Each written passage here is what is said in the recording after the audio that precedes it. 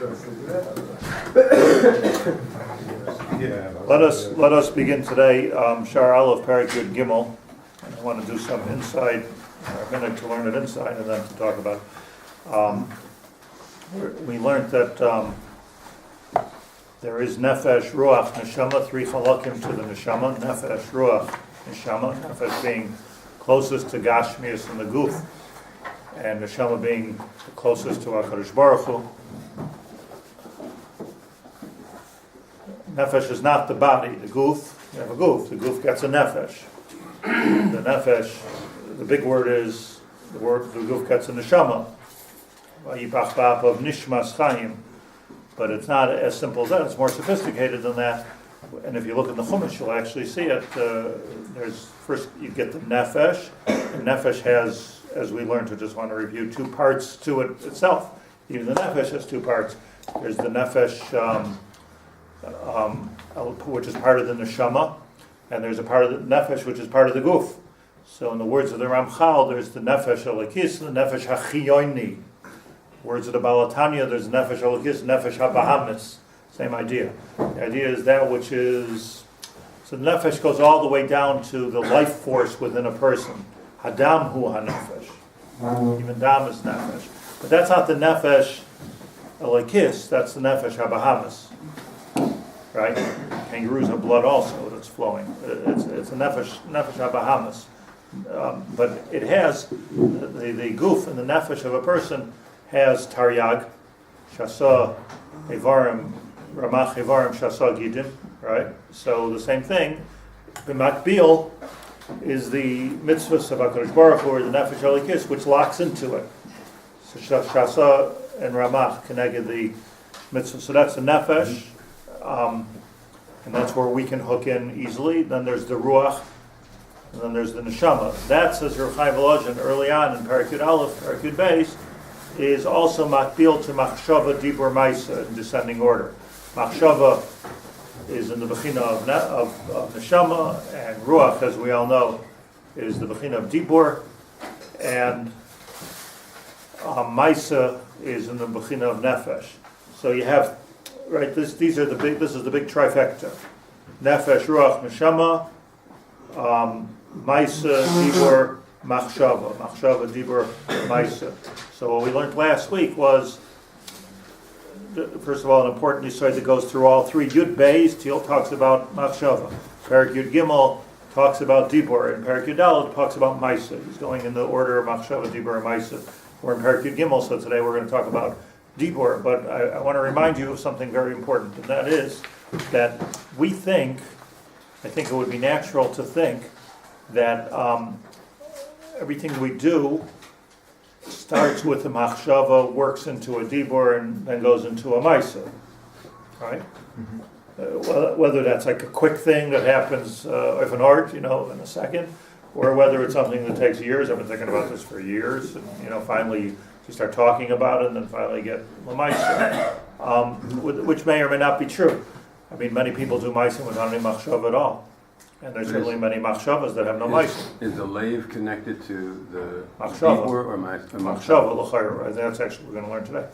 But how does a lave fit into this? But it may or may not be true that a maisa that we do has in zich a machshava, dibur, a maisa. So you can take like, I think I'm going to drink a glass of water, machshava. Dibur, I'm going to make a bracha, or I'm going to ask for the water.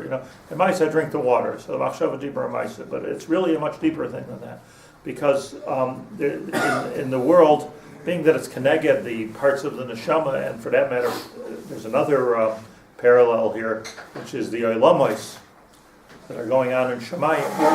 It's hard to talk about because we don't necessarily understand them, but there's oilamos in Shemayim. So machshava is masakin the oilam of Bria, and Dibur is masakin the oilam of Yitzira, and Maisa, of course, is masakin the world of Asiya. So we'll learn more about that in the Haggadah and Perek Yud Gimel. But in other words, it's not just, this is the point, it's not just that when I have a machshava to do something, let's say it never comes l'maisa.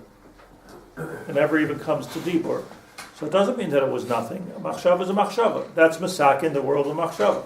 Machshava itself does something. If I have if you have a machshava about another person, I think the Mesilas Yesharim says this, that if I have a machshava toiv about another person, even if I never do anything about it, I just think, well, like I really feel bad for that person or good for that person or I want to help that person.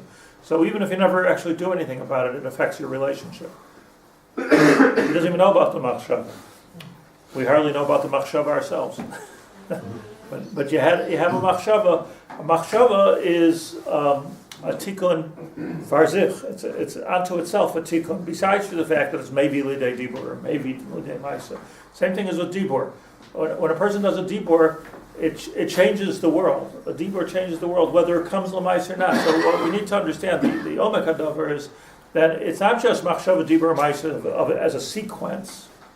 It's machshava dibur maisa as three things that go on in our lives. We think about things, we talk about things, and we do things. And each if you do everything, both you thought about it, also you spoke about it, and you actually did something about it. Bingo! You've got the trifecta. The trifecta. We're probably the only two that know what a trifecta is. But the 3 for 3, you really got the 3. But what that's called is shleimus. That's shleimus. So much. Just to give you something to think about. There's so many things that work in 3, like the 3 of us. Bracham shaleshes b'Torah, Yivarecha Hashem, Yorer Hashem, Yis Hashem.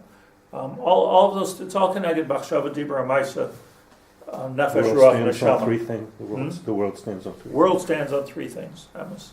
The 3 is a big number, and you'll find that the 3 are always connected, right?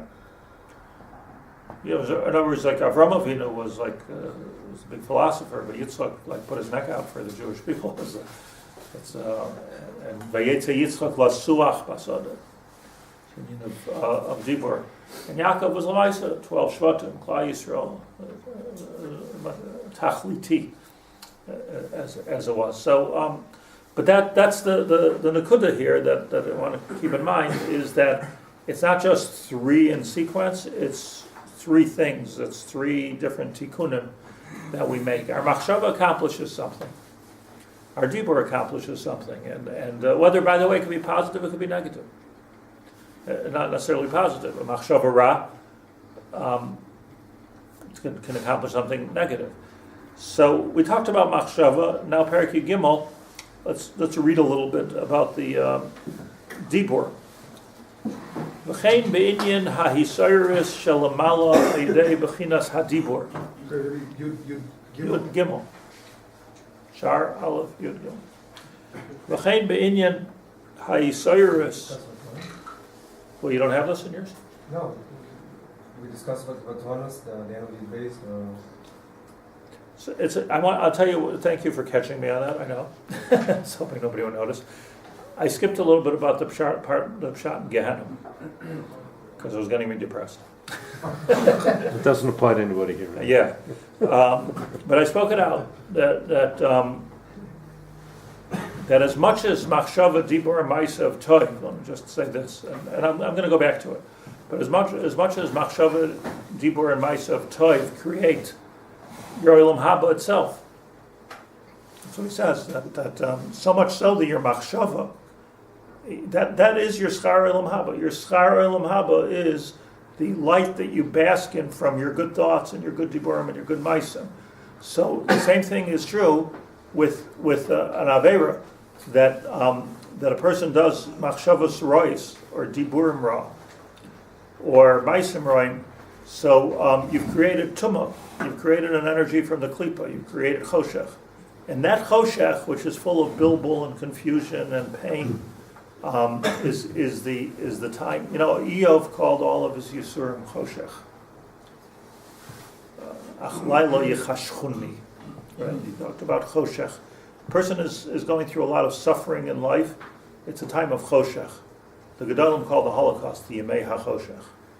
Choshech means what is going on? Like there's such confusion, and we all have a little bit of choshech. We should never have that choshech, but we all have that a little bit of confusion. It's dark. I don't have the clarity in knowing where I'm going and what I'm doing and why this is happening, and This doesn't feel clear. That's Yisurim. That's Gehenna.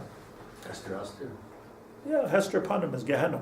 It's a Choshech. Golus it's a Bechina of Gehenna. If a person has Yisurim in this world, that's part of that Choshech. So that's why you have the Choshech here. You don't have to have the Choshech as much in Shamayim. But it's the catch-all is Choshech. The catch-all for Olam for Schar is Or. So really, like an interesting way to think is Yotzer Or Vore Choshech. It's about Or and Choshech a lot. V'chein binyan haYisrael shalomalo. So I will get back to that. But that's also Tumah. Tumah is something which comes from Choshech. V'chein binyan haYisrael shalomalo ayidei b'chinas hadibur. What happens in Shamayim because of Dibur? Speaking. Amar Amos Hanavi. This is the end of the period of Nevuah. Amos Hanavi said, Ki hine Yotzer Harim Uvare Choshech Umagid La'adam Mas Seichai.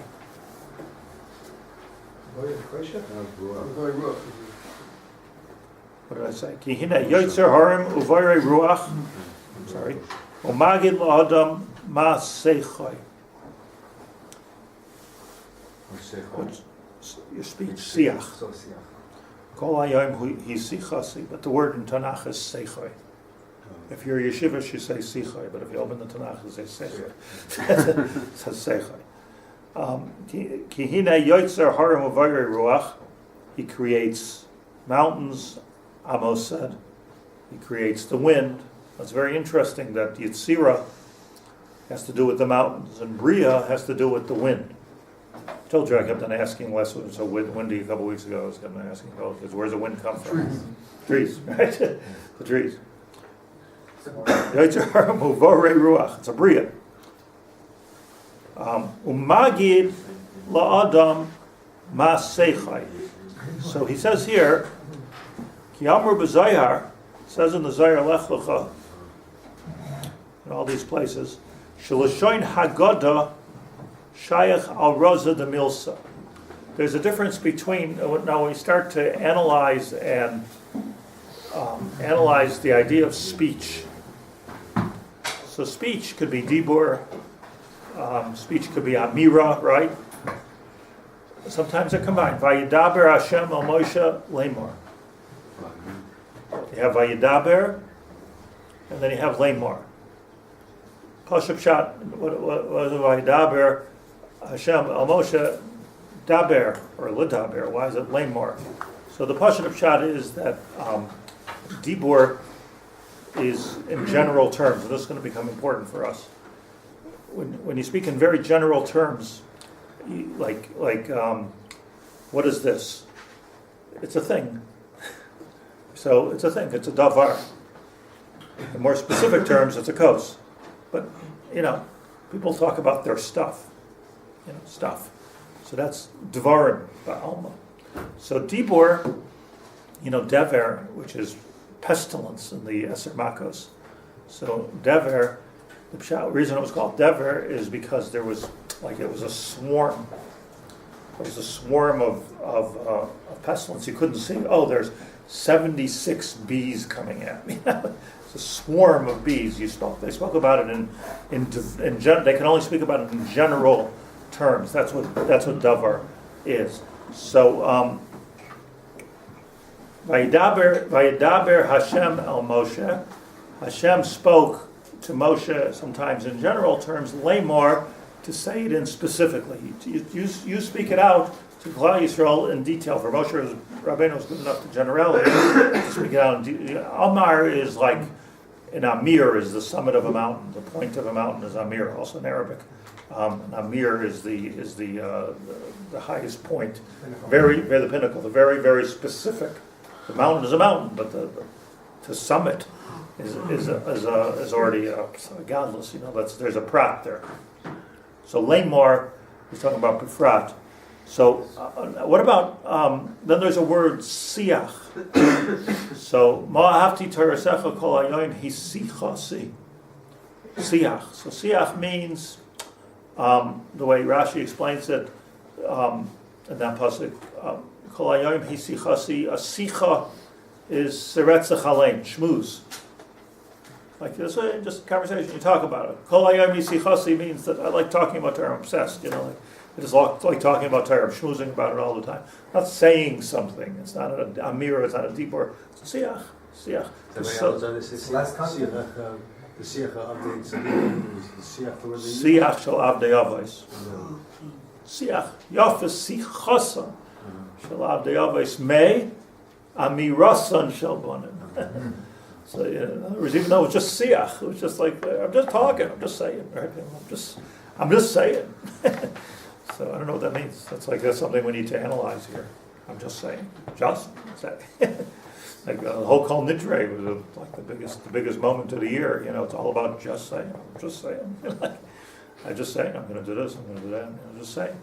So that's siach. So, but here's interesting. Magid Haggadah shel Pesach. So what is the lashon of Haggadah? Lahagid ba'boiker chastecha ve'emunascha b'leilos. What's lahagid? So the Zohar says here, he brings, which of all these Zohars that he quotes seems to be this is a klal, L'shoin Haggadah shayach haraza de milsa. That Haggadah, in terms of different forms of speech, Haggadah refers to the hidden part of that which is said. Give you an example, like you have Gemara, you have halacha, and then you have Agadata. So why is it called Agadata? Agadata means something you tell. So it was the stories, but it's not all stories. It's not just stories. It's the hidden part of the halacha, and that's why it is where it is. By the way, it's not just like it's Agadata, let's just skip it. Agadata is the pshat that it always connects to the halacha, even if you don't see it. You have to think about it. It always connects to the halacha in the Gemara, and this is the Raz of the Milsa. The Raz of the Milsa means this is the secret of what we're learning. Sometimes the halacha can seem so dry. In the middle of Erevin, so all of a sudden there's an Agadata, which if you'll make a kasher, maybe the rugged shaver in his farm is makasher every Agadata to the halachas. Like there's, it's a good way to learn. So Haggadah. So now let's go back to the pasuk. Hine yoytzer harabar ruach, not our Indian right now. Umagi la'adam masechai, that it comes to Shamayim. When we come to the Shamayim, we're going to get what do we call it? Like the tape is going to play back to us, a playback. Rewind. Of Masechai, everything that I've said. Transcript, oral. So, let's, in some of our cases, that will take a very long time. So, you see, tzaddikim don't talk very much. It's all on YouTube anyway. It's all on YouTube anyway now. Yeah. No need. Lahagid la'adam masechai means, according to the way he wants to tell us, is that when we come to Shemayim, it's not just we're going to get a playback of everything that we said, but lahagid, the Raz of the Milsa. What's the secret of what you said? What did it do? What did it accomplish? What happened when you said this? Now, this could be positive, this could be negative. Sicha could be Torah, it could be Tefillah, Siach, Yitzchak Lasuach Basada. You daven, then you finish davening. What did I do? It's just Dibur. Havel, Piv. But when you come to Shemayim, it's Magid La'ad Masechai. You'll see clearly what every words that you forgot that you said. Look what this word did, look what that word did. Hizir Kanas Adam. What he's saying here, Amos Hanavi, is telling a person, Machmas Hayoisai Ata. Do you know what the word Navi means, by the way? Navi. Nibs Vasai. Lips. Speaking. He's not named after his nevuah. He's named after what he speaks out. Nibs Vasai. That's what it means. Right? Named after his words. What he says. Replaced by a Magid. See, the Haggadah Shel Pesach is not, the tell your children. It's not just about tell them the story. It's what came out of the story. What came out of the story was of Yetzias Mitzrayim, was a Klal Yisrael, Torah, the Raz of the Milsa. Writing it down is like the combination of halachically, yeah. Also moving your lips. Yeah. Nev means moving. Nefesh HaChaim means moving your lips. That's what the No, translation is. no, that means the articulation. It's like the words that come out. Hizer kana sa'adam. Hizer kana. It's a machlokes, but machlokes. I think the Rambam and the Ramban, whether it refers to Hashem speaking to us or us speaking to the, whether it's Nefesh HaChaim or Navi Levav Chachma. So you see, like Rivka had a nevuah. She's going to have Yaakov and Esau, but she never spoke it out ever. So yet it was called a nevuah. The Ramban's right that nevuah is not dafka, something that you speak out. Hizer kanas ha'adam machmas hayose ata b'zeh ha'olam ha'shafel. We live in this world, Seif Kol Seif. We're part of this world. She'eino royo masag abinyan noi harisa. We don't really see, what we're doing, what we're not doing. You think about it like some kid or a president-elect has his fingers on the nuclear controls. Wonder what happens if I push this. It doesn't look outside. See, whoa, there went Belgium. There went. We don't realize if you're living in a closed, guarded circumstance. You don't realize what the power of what you're doing is. So we're living in the Olam HaShafel She'ena Royo Masig HaBinyan Oyari. So we don't see the binyan and we don't see the destruction of that binyan. Chas v'shalom. Hanasil Mala B'Ha'Elamais, which happens in Shemayim B'Ha'Elamais Mikol Dibur V'Dibur Shalai. He's going to be marich on this, but first Yesod is we don't see it. We don't see the power of words in Shemayim. It would be possible, like the normal way of thinking is, in Yiddish there's an expression, Amal v'samem shret. So I said something, so what? So I said something. Now we know that you say the wrong words to your husband or wife or your children, you can change the whole relationship. You have to be careful with. We know the power of words, but that's already the extent of what we know. What it does in Shemayim, so we don't know. So, but a person could say, so I said. So what if I said something? Right, my actions speak louder than my words. Sometimes. Shetifal shum pula. What does it do already? V'inyan ba'olam. Avo yedan emana. It is clear knowledge. Shekol dibur v'sicha kala shalai. That every single word that we say, even small talk, kala, sicha kala, small talk, l'chol asher yivate b'svasa. Anything that you bring out, you articulate with your lips, loy isabe, never gets lost. So whether it's good or whether it's bad, so this is a pretty heavy idea here of what happens. Now I just want to, just for the sake of today, I'm not going to skip this, but I want to skip the Hagah if it's in the next place here, and just read a little Bekias in the Zayars over here. Saba means the Zayar Chadash. It's called the Saba. And he says, Afilu. Saba is referring to what?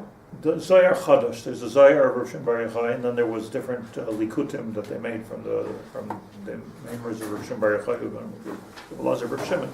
That's a Zayar Chadash. That's called Saba. That's called Saba. Afilu hevel de puma aser v'duchte islay. See if we can get through the Aramaic here. Even hevel de puma. Hevel de puma is less than dibur even, right? It's like hevel pm shel tinoike shel beis rabban, the Gemara says. So hevel pm means like just noise, really, or just words without any kavanah. Like if you go into a first grade, Rabbi Haber, Moshe, it's in a way it's Hevel PM. They don't necessarily, it's by rote, they don't necessarily even understand it. But even that, Afilu Hevel de Puma, Aser V'duchti has its place. V'kutshabrichu Ovid B'nei Madav, and HaKadosh Baruch Hu does with it what he does with it, says the Zayar. V'afilu Mila de Barnash, even a single word of a person. V'afilu Kala, even just a sound. Lehava B'reikanaya, it is not Reikam. We say Al Teshivenu Reikam Milfanacha. There's no rake in words. There is a place where everything goes, where everything is stored. So it's all stored, right? It's like this thing, it's like all in there. Like Nigunim. Okay. Parshas Mitzorah, says the Zohar. Kol mila o mila da'apik barnash mipume. Similar idea. Every word that a person puts out from their mouth, salka la'ela, goes up to Shamayim, ubaka rikian, and breaks through the walls of the heavens. Va'olas la'asir da'olas, and it goes to the place where it goes. Reish Parshas Nasai, says in the Zohar Parshas Nasai, da'hu mila da'apik barnash mipume, that a word that a person puts out from their mouth, salka ubaka rikian v'kaima ba'asir d'kaiman. It goes and it breaks the kaimas. So you see from the Zohar throughout that words not only have a power in Shemayim, but it seems to be a specific thing here that it breaks through. It's a force. Yeah, it's like it breaks through. And we don't find that about machshava. We found about machshava, let me remind you, that when you think something good, let's say, so you're mosif or in the or hapashit. This is like a different idea here. It's bokeach haloinei rakia. Right? You've heard that by tefillah or tears, but now you're saying all these words. Every dibur. But that's the whole thing of tefillah. Tefillah b'dibur, and that's why we talk when we daven. We don't daven with our just with our minds. Shekachol hayoytze mipi v'yaseh lamala. Everything that comes out of our mouth, yeyaseh lamala, something gets done in Shemayim. U'ma'or koyach elyon. Hein b'dibur toiv moisiv koyach b'koychas hakdoshim v'asim dvar b'picha lintoya Shemayim. Yeshayahu says that by talking, we're actually doing plantations in Shemayim. A little bit further in the Zohar Emar. There's 2 points here. One is Rabbi Chaim Lozan's big bucky in Zohar, apparently. But it's like interesting. But also what he's showing is that Zoharically speaking, or Kabbalistically speaking, this is a theme throughout. He's going through almost every parsha where you find this. It's not just like an obscure. I'll tell you why I'm mentioning this, because a lot of times you can see, especially today with Google, you can have some kind of a crazy principle, and if you research enough, you can find 100 rayas to that, and then publish it, and you got a book, and I just saw a book put out that it's okay for Mashiach to be dead. So he brought like a lot of Mar Makom. Interesting. What's the Mar Makomos? Dead. It's okay for Mashiach to die. Meaning. No, but you can if you come across a medrash sometimes, it could be a medrash pliya. It's not a riot to anything. It's you have 100 people say there's one medrash pliya. Somebody said like that. So certainly we don't paskin like that, and it doesn't shape Jewish philosophy. Das yachid. But you can collect by being a big enough bucky or a big enough Googler. You can collect a lot of medrash pliyas and put them all together and create a shita. But it's not really a shita because each one doesn't stand on its own. So on the other hand, if you want to bring out the Shitas HaZohar, if you will, so the Shitas HaZohar, this is what he's saying. I'm not telling you like some kind of a strange Zohar. I'm telling you like this is a derech in the whole Zohar. That's Zohar Emar Leislach Mila o Mila. Uman de Apik Mila Kadisha Mipume. Somebody who gives out a holy word from their mouth. Mila Doraisa, a word of Torah. Isavin Minei Kola V'Solik Le'ela. Out from that comes a kol. Now this is a chiddush here, and it goes lamala. Bisarei kedoshi malka ilah umisatrin bereisha. A kol goes up to Shemayim, and it wakes up the malachim, which are called the kedoshi malka ilah umisatrin bereisha, and they get crowned ukadei nishtaka chetbas aleila v'sata. And then you've created a simcha of joining the Shemayim and the Aretz. Now, what does this mean? I don't know, but it sounds really good, no? In other words, if you say a word of Torah, so the word of Torah actually wakes up the Malachim, and then the Malachim connect the Chedva of HaKadosh Baruch Hu that he has in our word of Torah. It connects it to this world, and the Chedva is in this world too. So the world becomes a happier place. What's a kachim chedva? Happiness. Yeah. Something like that. Chedva. Yeah, what is it? Chedva. Yeah. So there's a lot of words for simcha, right? No. Well, no. I mean, why? Don't go to Ishra, everyone go to Nizu. You know. Chedva. Same word, no? Yeah, but that's a machlok is what that means. Chedva, like Gila Rina Ditza Chedva Ava Achva Shalom Bereis. Some simcha. Gila means you run around in circles. We're happy. That's Gila, right? Chasana, circles. Did you do your miles yet? You know, circles. Make the rounds. Yeah. I don't hear it so much. That's Gila. And Rina is when you're singing. And Ditza is when you're laughing, right? And Chedva is when you feel really good. And then comes Ava. Right? This is a different kisharim that you can have at a chasana, as I was saying, Gila, Rina, Ditza, Chedva.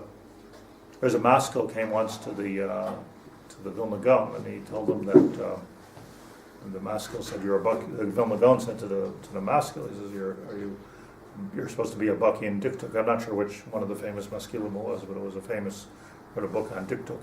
They like diktuk. So he says, "What's your how do you understand the difference between Ditza and Chedva?" So the maskil said to the Vilna Gaon, "There's really no difference. They're spelled different. Ditza and Chedva, it's the same thing. It's Shemus on your dafim." So the Vilna Gaon put him in Cherem. You are in Cherem. He came sort of disguised not as a maskil, but if you're a Ben Torah, you understand that every word has a completely different meaning, and it was only maskil. It's the same thing, just synonyms. So there's no synonyms. That was but Dafka, the story is about Ditza and Chedva. So, Vayin Baruch b'Parshas Vayakel. Look at the Zohar Parshas Vayakel. Neirois niflois inin hadibur shel milan kadishin da'iraisa. Unbelievable what happens when we speak Torah. Shekol olmen nehirin mechedvas. The whole world lights up from Chedva. Usmachais. Here you got all the words. Smachais, Vigil, Simcha, Gila, Tava'ina behechalin kadishin iloin. They're dancing when we talk Torah. They're dancing in the Shemaim. It's lit up. Umisachin l'ba'atrin kadishin. V'ayin parshas kedoshim Perek Seif Ayin Aleph. V'chein mevayir b'kaimis rabim b'tikunim, because the tikunim are different than the Sava. Tikunim are different. Tikunei Zayar, again, Mikol Dibor V'Kol Behevel Daraisa, even every word, every sound of Torah, like it's Shlit'a or Tefillah Nivraim Kama Malachim Kedoshim. We create angels. Ubehepach B'Dibor Asher Loi Toiv Chas V'Shalom Hubayna Rekiem V'Ilamei Shel Shav L'Sam Rachmana L'Tzlam. Agaram Chas V'Shalom Harisas V'Chorban Ha'Ilamei Sidrei HaMerkava Kedoshim Nagayin L'Shar Dibor. I just want to point out something that we always think about like Lashon Hara as it's like I'm doing collateral damage, like I'm doing damage here. What we don't realize is that a dibur ra is not just what I'm hurting somebody. A dibur ra is I'm being hares alamis, changing the entire binyan and minyan of the entire world. Everything that's standing on the Shemayim is with the word of Lashon Hara. Harisas v'chorban ha'ilama sidrei ha'merkava ha'kadoshim. After years of working on my energy, I asked Rabbi Rav Steinberg why he never talks on Shabbos. Like what's wrong with talking on Shabbos? With Makesher, talking on Shabbos. So he told me that there's the Yerushalmi that mentions it. Which there is. Tosfos brings it in the end of Masechta Shabbos. He brings the Yerushalmi that there were those that didn't talk on Shabbos. So I said, yeah, but what's wrong with talking on Shabbos? So he explained to me, it wasn't the minhag to ask him to me. He had a lot of hanhagas, that he didn't like to talk about. He wore a lot of tzitzis. People didn't ask him so much. He didn't like when he asked him, but I asked him. Nonetheless. Yeah, Torah Illuminate on Yitzhak with the Indian talking on Shabbos. Also, it was interesting with these hanhagas that he would never let anybody else do them. So it was like a funny thing. Like if they're good hanhagas, why can't I do it also? You know. So the Indian talking on Shabbos, he said, is much harder than fasting on Yom Kippur. Not talking is very difficult. It's a very difficult tinus. But he explained to me that the malacha of Shabbos is, people think the malacha of Shabbos, you're not supposed to work on Shabbos.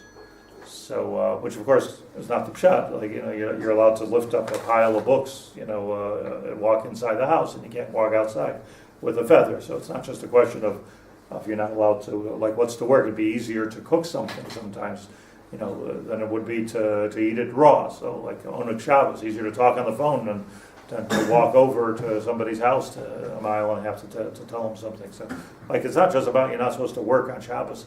So he said that the pshat is, according to the Kuzari, that you're not supposed to create on Shabbos. And like you leave the creation to HaKadosh Baruch Hu, it's on the creation of the world. So if you're mevashel something, you're taking something which is raw, you're making it something which is edible and cooked. Teviyah, shaziyah, all of these things are forms of creation. He says the hardest form of creation to understand is haitzah, carrying something from one rishus to another. Why is that? What have you created? So Tosfos Taka says in Shabbos, Beis Amud Aleph, malacha geruahi. It's a hard malacha because what are you creating? But on the other hand, that's all he explained to me, that if you carry something if you put something in this place, and now I put this in this place, so metaphysically it's a different thing.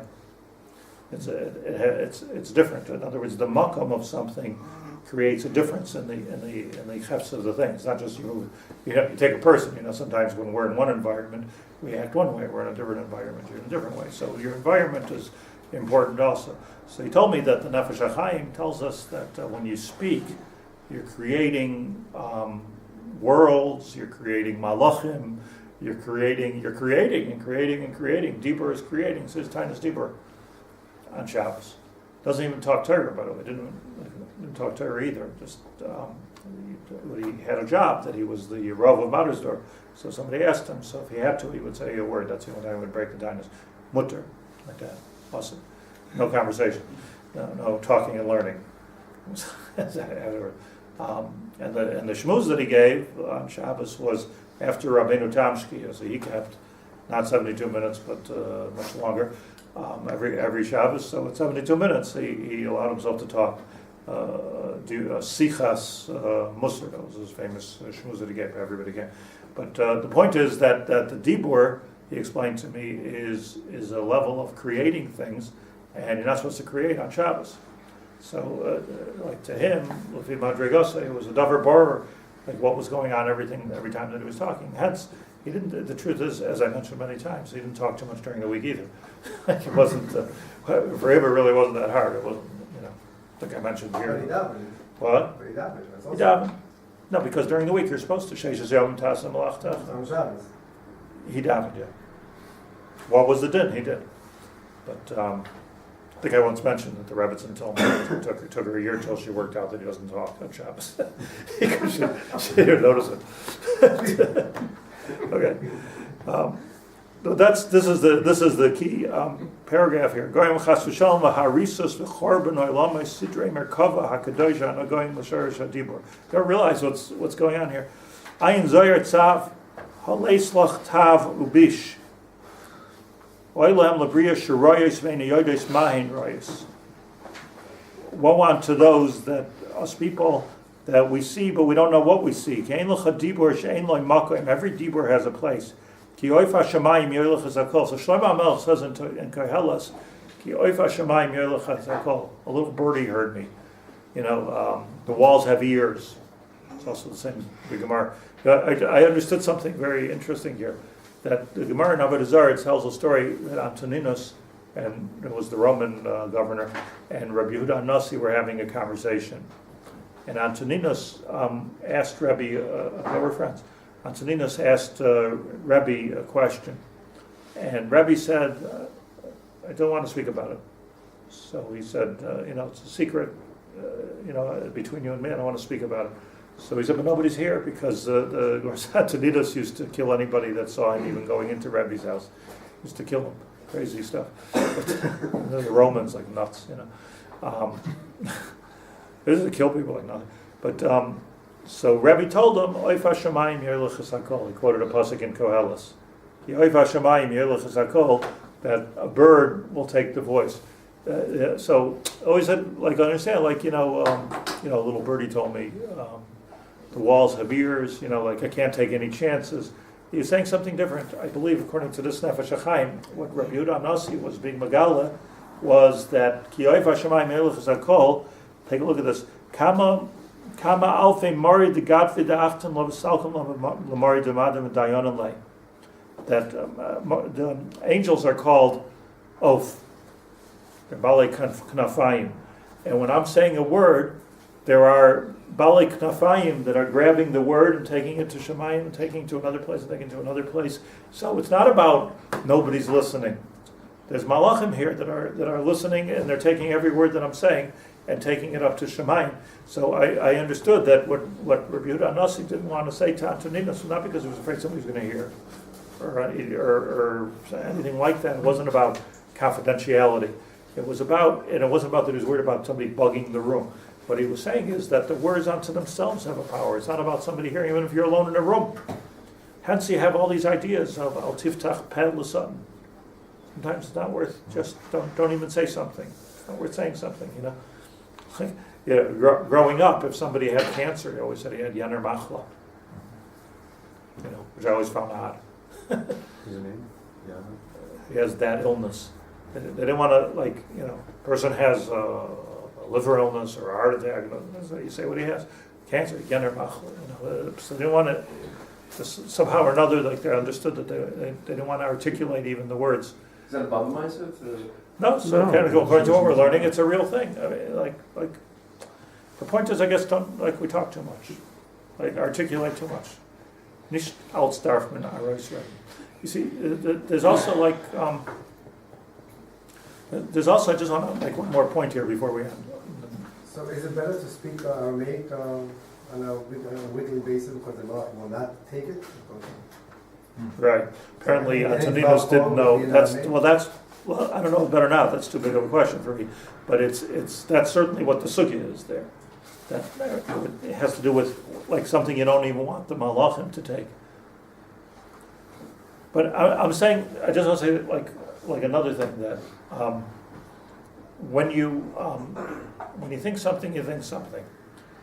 When you speak it out, which sometimes is good, you've taken it from something you think into something you say, which now you made it more gashmius, right?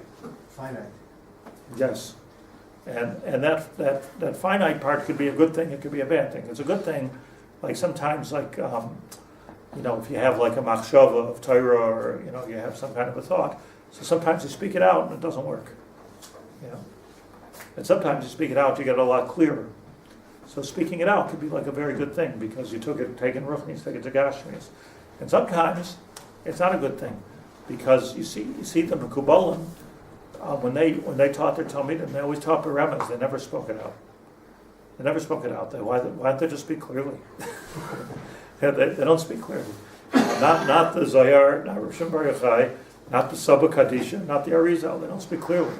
Even if you know the stuff, it doesn't speak clearly because they didn't want to lose the Bechina of Bachshava by putting it into Dibur. So there was an art here to being able to transfer knowledge without speaking it out. See, it's like Rav Tzadok says, if you see something which is very inspiring, a beautiful sunrise or sunset or something like that, so you're very inspired by it. Wow, So the first thing you do is you go to your wife and tell her, "Wow, you should see that sunset that I saw. It was really something." First of all, there's nothing inspiring to hear about a sunset. If you didn't see it, wow, I'm inspired now. You saw a sunset. Doesn't do anything. But b'chlal, you shouldn't speak it out because when you speak it out, you've taken ruchnias, turned it into gashmias. Same with the camera. People go, they take a picture. It ruins all that. And they don't experience it. It's just behind the lens. Right. So sometimes you keep something in the olam of machshava, but people feel if they didn't take a picture, like they weren't there. It wasn't, which is an interesting psychological thing, like if it's not going to last. But sometimes like it's better to keep something in your machshava than to keep it b'dibur. The Hasidim sing, they like you said, the Nigunim don't even have words, like most of the time. It's not because the words are also magash. So like this is a tricky business. The business of dibur is tricky because dibur, on the one hand, it's boiroi lamais or it's maharis lamais, but there's another point to it, and that is that it takes the ruchnius and it makes it into already something gashmi. So once it's gashmi, you lost it. Is that true for writing it down also? Maybe, because Lost the light. well, there's machlokes and poskim whether you say hirur is different than machshava. Hirur is different than machshava. Hirur is actually when you're thinking about it in picturesque terms. That's what hirur is, as opposed to a machshava. It's not like imagining or fantasizing or really thinking it out. So that's also logic. Hirur is logic. So that's almost like dibur. The Gemara says hirur kedibur. Dami ksiva, big shiloh. Like it's interesting. Just do the experiment. If you think of a dvar Torah, write it down and see if it works. Sometimes it doesn't. Sometimes even if you write it down, so if you speak it out, it doesn't work. So Reb Chaim Brisker famously said he looked at a book, a Zeger, and he said, not everything that you think do you have to write. Or I think he said, not everything you think do you have to say, and not everything you say do you have to write. And not everything somebody writes do you have to read. It's like it's not. There's this. I mentioned here I went to see Rav Lau last week or 2 weeks ago, so I gave him a copy of I was stuck in my bite. I gave him a copy of my Sefer on Perek Avos, Chel Galov. So he looks at it, he's looking at it, and he says, why are you giving me Chel Galov? Why don't you give me the whole thing? Because it ends in Perek Gimel. It's an interesting gift somebody gives. Why don't you give me a bigger gift? So funny. So, but I guess it was a compliment. So I said, the Rav gave me a bracha that I should be zocha to finish writing Chelik Beis, and I finished writing. So he said, well, first I'll read Chelik Aleph, then I'll decide whether I want to give you a bracha to finish. So we'll see what happens. I was like, bracha tonight. So here is a man knows what his bracha is, he knows what his dibur is. He knows that he is a koach hadibur, right? So you have to. So I'm just saying this dibur. What we got from this, when I finish, but just almost finished is dibur. The summary of it is that dibur.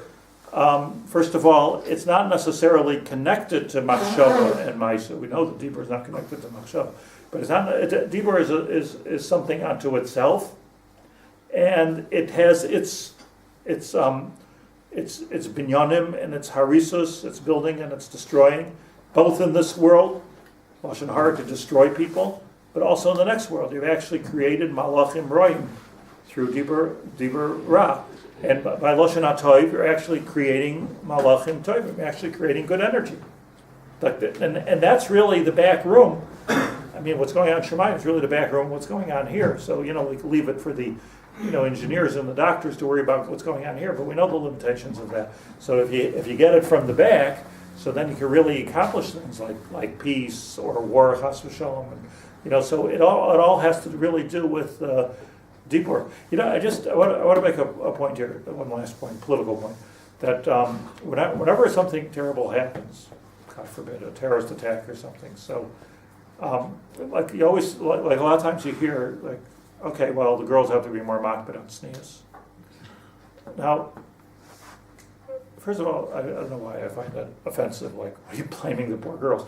They're sitting in the Rabbi Yaacov classroom, and there's Moshe Nefesh Ritzias. They're Moshe Nefesh Ritzias. As much as they don't keep sneas, they're Moshe Nefesh Ritzias. It's so hard to be part of this world and to be tzanua, the fashion, Paris, everything. You got everything going against you to do it. But besides for that, what they used to say as recently as 20 years ago is that we have to be more careful with the way we talk. Be more makbid on lashon hara. I don't know where that transferred to at sneas. Not only that, it's lashon hara on the basic. It's gufa based lashon hara.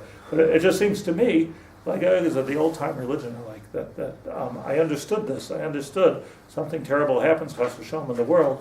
Let's be careful what we say, because what we say can make a whole difference in shemayim and energy and what's coming on and what's coming down, mamtir la'ilam hazeh, and that's really like the idea of dibur that would prepare your gimel. Okay.